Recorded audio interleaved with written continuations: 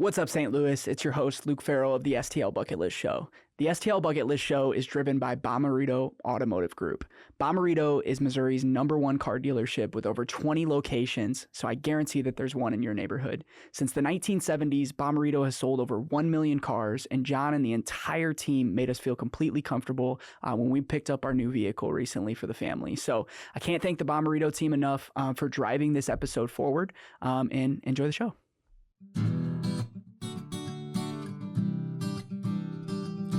If you want to hear about St. Louis, tune in to the Bucket List Show weekly. Hear what Marissa and Luke say. It drops every Wednesday. Got a dope new guest every single week. Buckle up for the ride. Who's it gonna be?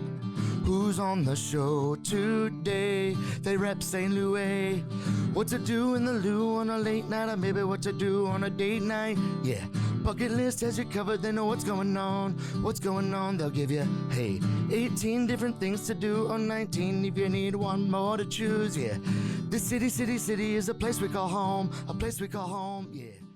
What's up, St. Louis? It's your host, Luke Farrell of the STL Bucket List Show. We're back with another episode highlighting the people, places, and events that make St. Louis special.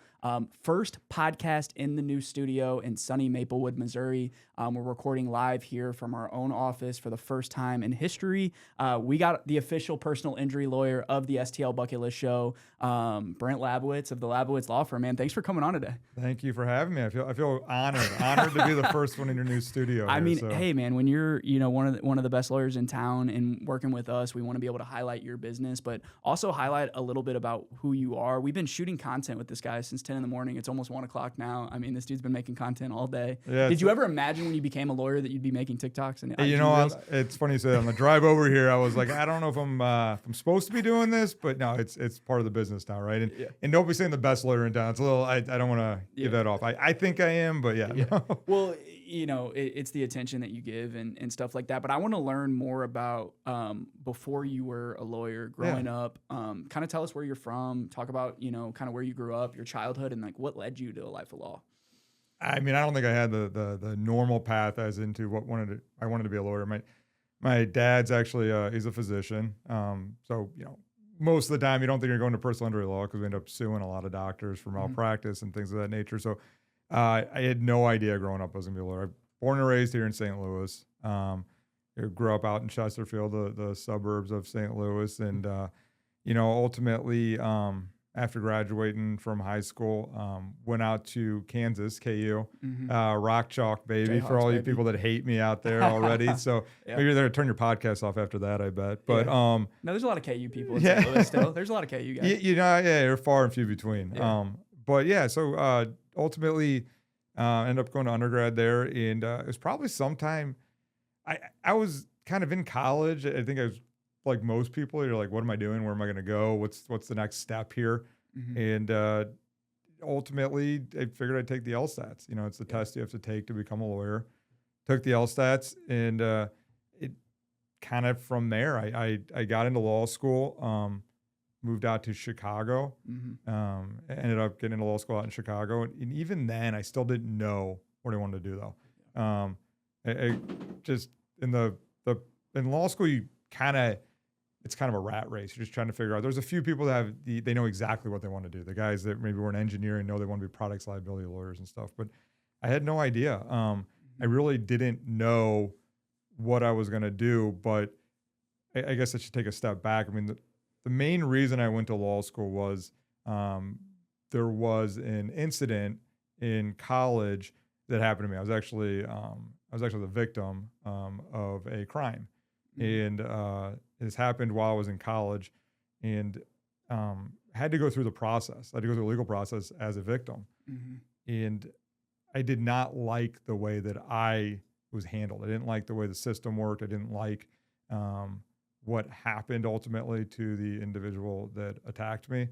And it kind of made me realize the only way I could probably make any change was to get involved in it a little more. So that happened sometime around junior year of college, and realized maybe, if I get into law school, I can figure out how this system actually works. And that's kind of what actually opened my eyes to getting into law school. So it wasn't something But And that was in college when that happened. Yeah. And then you kind of dealt with, was it a good experience? No, it was a bad experience. It was a bad experience. Yeah. I was dealt so with, you're like, oh, I could do a better job at that. You know, serving these victims. It was that, but it was the prosecutor's office, and just the way you hear, even now when I have clients that are, you know, victims, it's just the prosecutor's office, they do their job, but there was a side of it that I felt that the individual that did something to me was getting off. They were getting off scot-free for what had actually happened to me. And so, I figured there was probably a way to me just figure out how the system works and why it worked like that, and is that how it's supposed to work. And so that was kind of an eye-opening experience, and decided to go to law school. So I made my way out. So as a personal injury lawyer, I mean, people in St. Louis, we get inebriated with all these advertisements all over the place with personal injury guys. Like, what are some of the misconceptions about your industry? Because some might have their own opinions about, oh, you're a personal injury lawyer, or you're a prosecuting attorney. Like, there's all these different groups of guys that you're in, and you're in that personal injury bucket. Right. So, like, what are some of those misconceptions that people think about you guys? I mean, you know, probably Guys and girls. right, guys and girls. Rightfully so, though. I think the one of the misconceptions is, you know, we're just out to get the money. I mean, right, that's the misconception, and there are, you know, like in any profession, I mean, they don't do it for the right reasons, but I think that the biggest misconception really is, if you're a personal injury lawyer, you're only doing it to just make money off of people that were injured. When the reality of it is, if you're doing it for the right reasons, that's not at all why you're doing it. I mean, you're doing it because you want to give. When someone comes into my office, you want to help them navigate the process. And you want to help them get from start to finish and feel like they weren't taken advantage of. So I think the misconception really is that we're doing this just to make money or line our pockets. But I mean, most lawyers I know, most personal injury lawyers I know, are doing it for the right reasons, and that's to help the injured party and help them get what they deserve. And I think it's interesting too, because you guys have the no fee model unless you win. So, you know, a lot of these people come into you, and since we've been working together at a bad situation, whether financially, whether they're hurt, they can't work, whether they lost, I mean, one of your testimonials of somebody that died at work, their parent, or whatever it might be. I mean, these are life-changing. These aren't just like, you know, some of them are slip and fall, but these aren't just like a minor thing. A lot of these are life-changing events that actually do have long-term effects on people. Do you have like a specific case? You don't have to share like any additional information, but like one that made you kind of go home to your wife that day and be like, I'm doing the right thing. Like, I feel good about what just happened today. Like the kind of like an aha moment in your career. Was there a specific case? You know, there's probably a couple of those aha moments in our career. I mean, one of them for me, honestly, you know, I had to decide at one point, and when I started out my career, I actually started out as a public defender. So I started out as a public defender, and a public defender was, you know, if for people that don't know what a public defender is, I mean, that is the court-appointed attorney. You're representing people that don't have the funds to pay for a lawyer. And I did that for a little bit, and before I got into personal injury.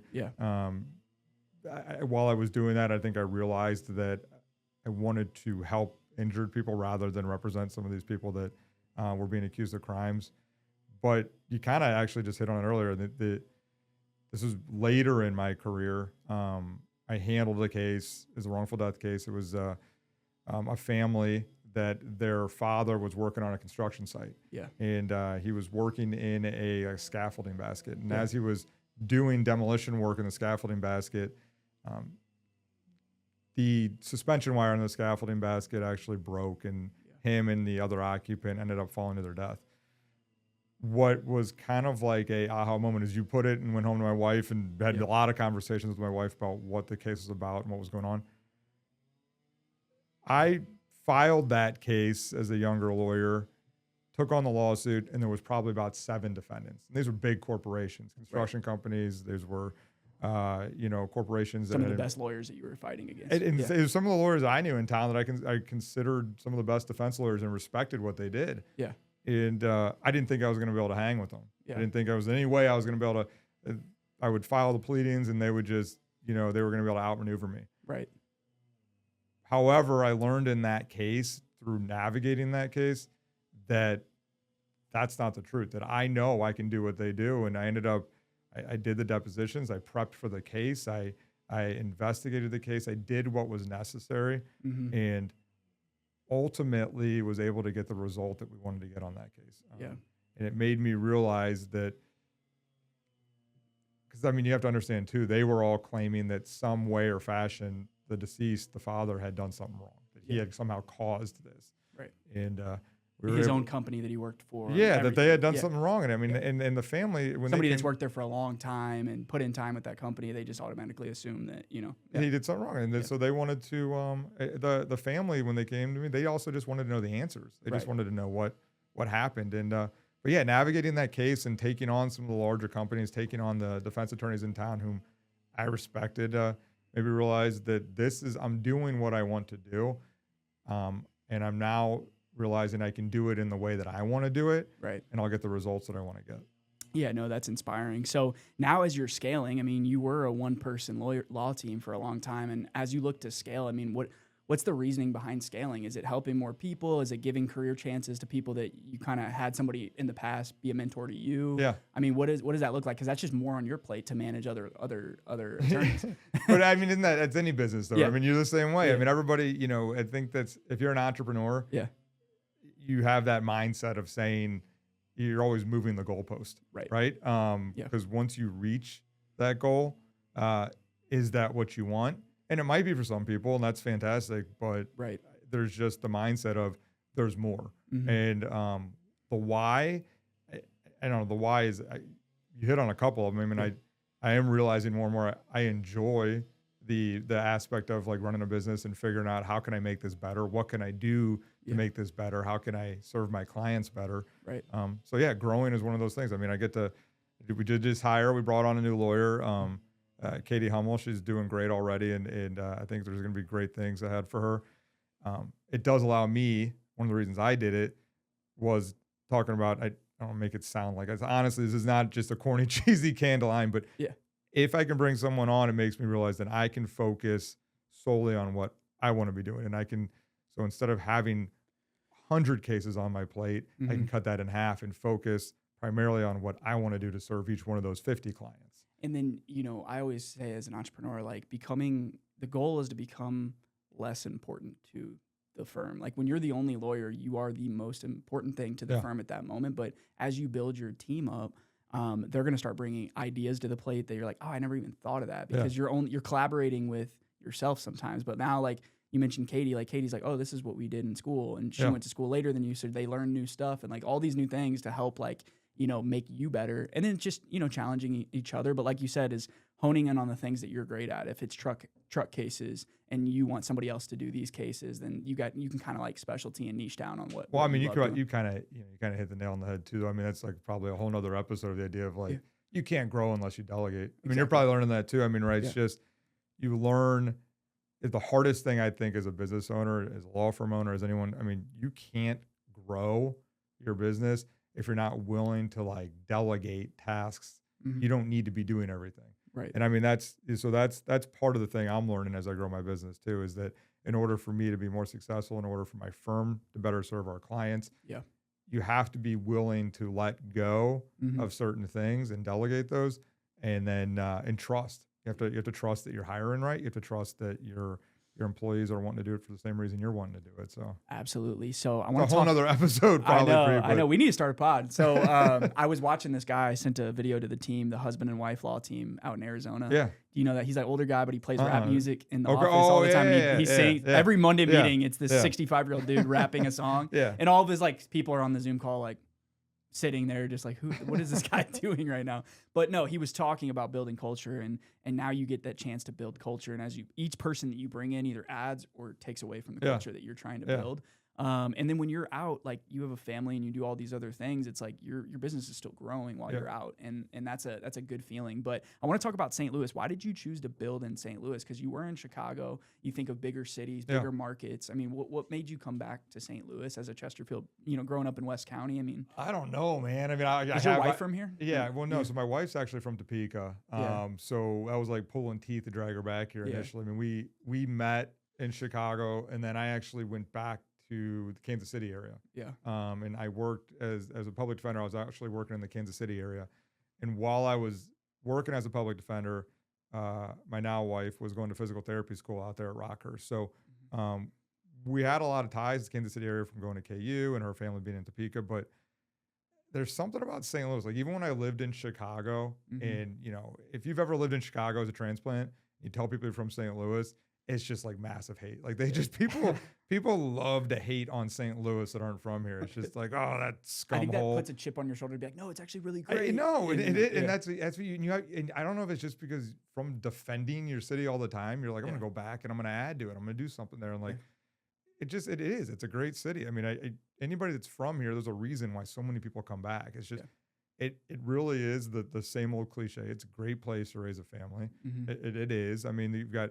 We're so fortunate to have so many good public schools. There's other places that don't have that, Mm-hmm. and that we have all these avenues and places, and the thing about St. Louis that sometimes you got to find it though, and once you can find it, you realize just how many great things there are. But I came back I knew that I had a lot of family support here. Mm-hmm. My family was still here. My sisters are here.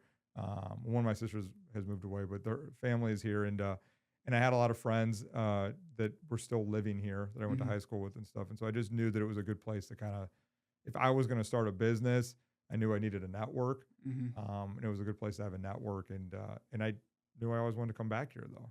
So when you think about your STL bucket list, I kind of want to do a two-part thing. Bucket list are like things that you love to do in St. Louis. So let's say you're off and it's you and your wife. When's the last time you guys went on a date night? What's a good spot that you guys like to go to when you guys can get out without the kiddos? Do you have a good date night bucket list spot that you love going to? And my wife and I mean, we live over in the Kirkwood area, and we love Olive and Oak. It was over in Webster, and it's the vibe. Yeah. It's something every time we go there, we have a good meal. Shout out to Olive and Oak. Maybe I'll get a gift certificate or something. They do good. I mean, their cocktails, their oysters. That's what you just said. The experience. I mean, it's just they have their signature cocktails. Hospitality is great. It's amazing too. I mean, the servers take care of you. I've never had a bad time. I honestly think to me that's the epitome of a good restaurant or a good spot that you want to go to. It's not that it has to be the best in town, and it's just. You go there every time and nothing's ever wrong. Well, you only get so many. I tell this to my friends that don't have kids. I'm like, I only get maybe 1 to 2 times a month where I can go somewhere. I want it to be consistent. Because if you go have a bad time, it's not like, oh, we'll just go out tomorrow night. It's like, no, I already got a sitter. I already got everything set up. You got to. I mean, if you've got a sitter and you got kids, you got to get out. That's to all you. So what about your kids' spots, though? What's their favorite spot? Do they have a spot where they're like, Dad, pick me this up on the way back from the office? Honestly, man, we're so involved right now in the sports. We're at that age. I wish I could. It's like 5 nights a week. I'm coaching 2 of the teams, and just I literally get off work, and as soon as I get off work, it's picking one of the kids up, taking them to sports, and being involved in it, coaching the softball teams and stuff. But it's great. I mean, you get to do all of that, and you get to a sense of knowing you're not going to get to do that again. So I mean, But no, I wish I got.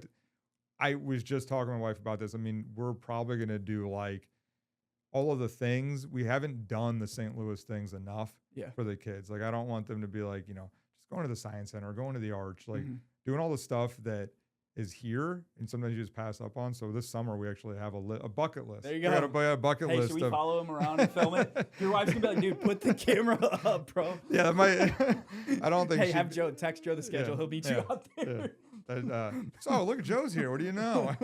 Joe's just following me around. That's just Joe. Don't worry. Babe, I'm trying to build a brand, But she's been out of the 5 people that have been liking our posts, she's always on there. So she's a big supporter. Her and my mom. Yeah, I got 2 big supporters, my mom and my wife. We're starting to reach some new people now, finally, which is great. But yeah, when we took over, we did an audit, and we're like, it seems like the same 2 people are liking all these posts. I got a strong support system there, you can see. But yeah, your kids are in sports, so it's like maybe after the game you get ice cream if they win, or if they lose or win. It doesn't matter. It's you just do all. I mean, my oldest, is obsessed with the Cardinals right now. I think she's more into the Cardinals than I am. I mean, she can name all the players, but I mean, it's fun just to do all that. I mean, if you have kids, just do it. I mean, that's the thing. You just have to go. Force yourself to go out. Yeah, it doesn't matter. I mean, I think Union Station turned out great. I mean, I love taking the kids down there. I mean, they love the Ferris wheel. They think it's fantastic. There's actually something to look at now with with City. I mean, it's just Before you were just looking at mounds of dirt and stuff like that. So yeah. And there's so many, like you mentioned the Union Station, obviously those are paid things, but you mentioned free things, take them to Forest Park, go to the zoo, go to all these things that actually don't cost you any money to go do and get ice cream at Ted Drew's. Like maybe that's on your guys' bucket list, like experience all these different places that kind of make you a St. Louisan. Cause sometimes they're in their sports and school bubble that they don't really realize what's going on around them. Yeah. Well, then just even driving distance. We were talking the other day, we're probably going to start going, down like the Johnson Shut-ins or like that'd be Elephant awesome. Rocks, those places are phenomenal. You just gotta. The rocks scare me though. Do they? They're well, not me, but like with the kids, like all the rocks and like those are big. Yeah, but you'd be amazed what they can end up doing. I used to jump, and there was a place out there that had like a big cliff, and I would jump like 40 feet, and I could just like imagine kids doing that, and I'm like, don't jump off that cliff. I'm impressed with the kids gonna end up doing. You just said that. I went to. There's a side note, speaking of rocks, like I went to Arizona and I was taking a deposition out there on a trucking case we had.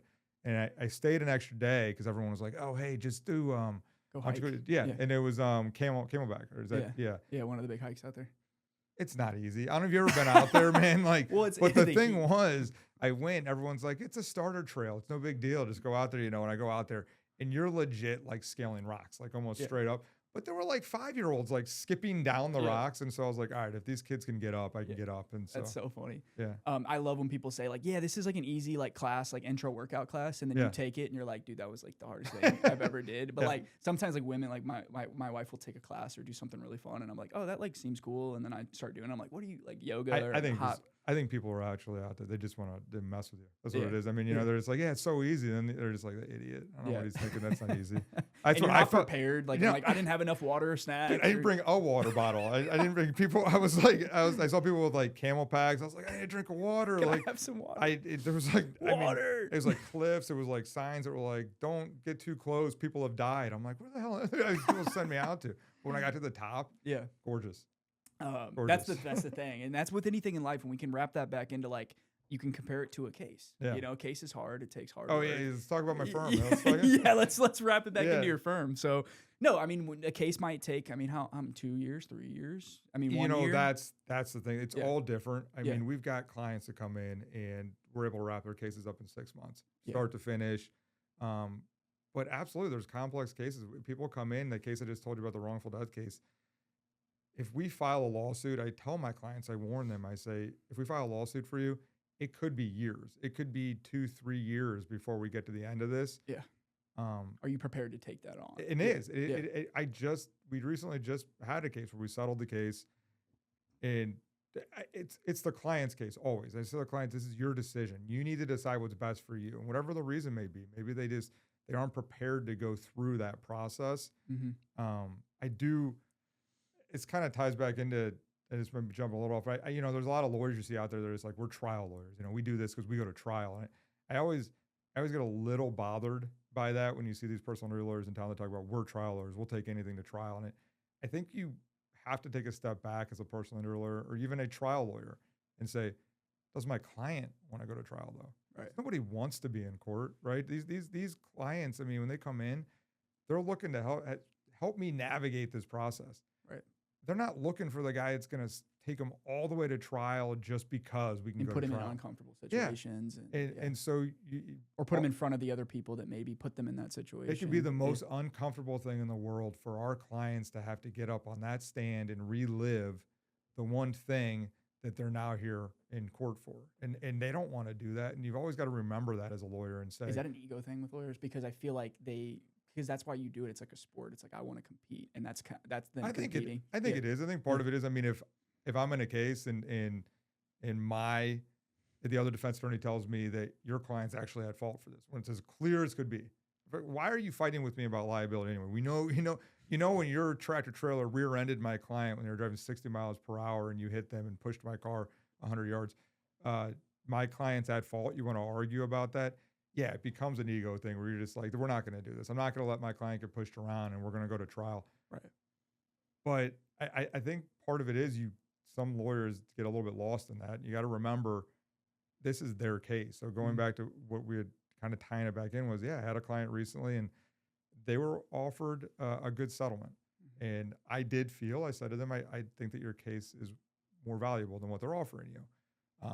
But when they weighed all of their options and said, I I explained to them, this could be a year, maybe 2 years. We're going to have to litigate this. I do believe we'll get you what you're entitled to, but it's going to be that much longer. And in the end, they took the settlement, which was a good settlement, but they took it because that was the best thing for them. And they felt that that was the best way to reach a resolution to what had happened to them. So, these cases can take 6 months, they can take 2 years, 3 years, but it's always coming back and saying, this is not my case, it's the client's case. And as long as my client understands everything and I've opened all the doors for them and I've told them what all their options are, and I know that I can take it the distance if I need to, then I can put my head down at night and know that I've done what I'm supposed to do. And let them make the decision at the end of the day and make it not about ego, but about them.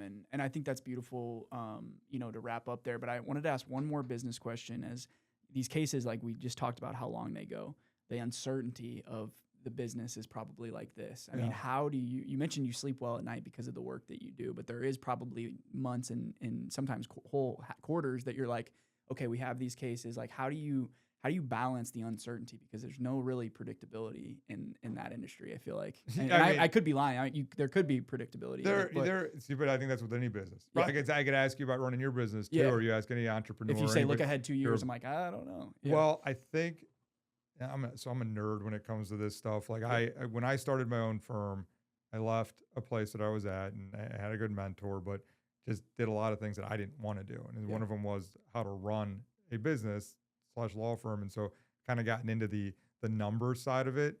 And there is a way to predict stuff. There's ways to predict stuff by saying, how many cases do I need to sign up? What is the average case value? How do I reach that? What do I do to get to those numbers? And so you need to be doing the things to reach those goals each month. Slowly putting away every day, just a couple of things. And it is. And so, I mean, but, I think that you don't ever, if you're running a business, you don't ever truly sleep good. Compared to other lawyers that have retainers, it's like, okay, well, I have 20 corporate clients on a $10,000 retainer. Okay, that business is pretty predictable. But I think, but you're bringing up a point that I think where it's not quantity over quality. Right. I mean, you also have to be able to say, as a personal injury lawyer that takes a contingency fee. I mean, for people that are listening that don't know, I mean, simply put, we attorneys, personal injury lawyers, my law firm doesn't get paid unless we actually reach a settlement or a verdict for our client. So if someone comes in, like you're saying, and for people that don't know, I mean, you could come into me, you don't owe me $1, and you sign a contract. And if I went through the entire case and lost the trial and didn't get my client money, that client doesn't owe me a single dollar. So that uncertainty, as you're putting it, is hard. But that's why you go back to at least in my line of thinking is if a client comes in and they don't have a case, you need to tell them that. You need to tell them right off the bat that I'm sorry, unfortunately, maybe I'm not the right fit for you. Through my experience, I've seen that this isn't going to be enough to go. Yeah, and maybe and because if you start getting into too many of those, like that you don't feel they actually have the merits, then you can end up having a caseload where you have a lot of risk versus actually trying to run a business. So that's the unfortunate business. I would love to take every case and help every single person, but you do have to sometimes manage that and realize that I can't do that because I have to make sure my employees are still taken care of and everything. Of course. Yeah.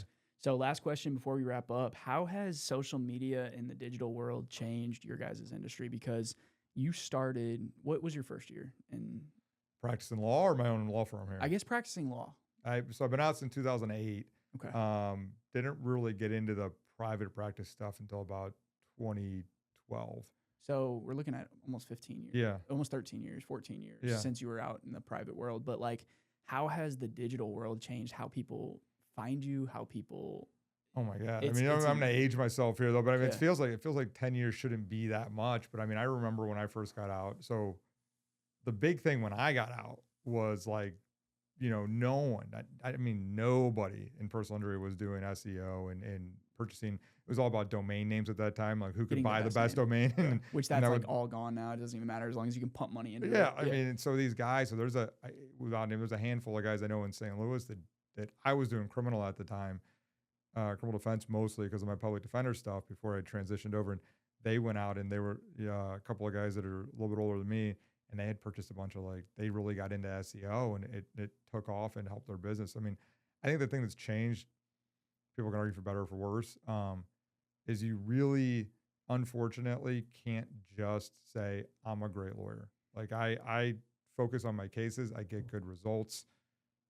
If we're not able to go out and tell people that this is what we do, then you can't get the clients in the door. So that's social media has changed so much so that you need to be branded. You need to be able to tell other people what you've done. It's not just being a great lawyer anymore to get you the business. And it feels weird sometimes. You're just like, I don't want to brag about Yeah. this or boast. And that's like why we're trying to figure out with us making content is like, okay, what can we do that comes across like my brand, but also like still advertises my services? And it's a hard line. To, a lot of lawyers are going way on the other side versus way. Yeah, I mean, yeah, you're right. You don't want to be like, you want to figure out you want to take a serious tone and you want your clients or potential clients to know we are a serious law firm, but then you're competing against, the bigger is better out there. The firms that, aren't even from St. Louis that come into town and try to take over the market and spend, I don't know. I think last I read an article, and I don't want to be misquoted, but I think Morgan's spending, $500 million a year in advertising. Right. I mean, that's a lot, and that's nationwide. That's a lot of money on advertising. Yeah. And you got to say to yourself, how do you get bigger? I mean, right. So you got to but that's not where Labovitz Law Firm wants to go. I mean, we just want people to know we're out there, we're doing good work, we're doing it for the clients, and that's why we're doing it. But social media, is the way to just hopefully kind of get out there and tell people we're doing it. So. Yeah. No, I appreciate that. Well, Brent, thanks for coming on. Thank you for having me. Good episode. It's going to come out in June, so we're going to hopefully get some new followers from this. But we'll drop the link to your website, your social medias. If you guys go to him, he's all over the internet making videos. So my guy, that bucket list is helping me make those videos. But no, I mean, I appreciate it. It's been great to be on here. And I mean, if anyone ever needs a personal injury lawyer, reach out to us. We'll be happy to sit down with them and have a free case evaluation, and if it works out, hopefully we help them. If not, maybe they took some knowledge away from meeting with us. Yeah, absolutely. Well, we'll see you guys next week. Thanks for tuning in. Today they rep St. Louis. What to do in the loo on a late night, or maybe what to do on a date night. Yeah, bucket list has you covered. They know what's going on. They'll give you 18 different things to do, or 19 if you need one more to choose. Yeah, this city is a place we call home. Yeah.